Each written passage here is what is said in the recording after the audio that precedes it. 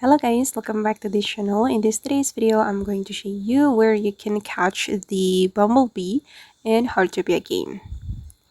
Okay, let's get into it guys. Let me show you my insect story. Okay, and I'm going to show you how the bumblebee looks like. So this is the bumblebee, and for the active period, it's active daily guys. And for the weather condition, you can catch it during the sunny days, rainy days, or the rainbow event.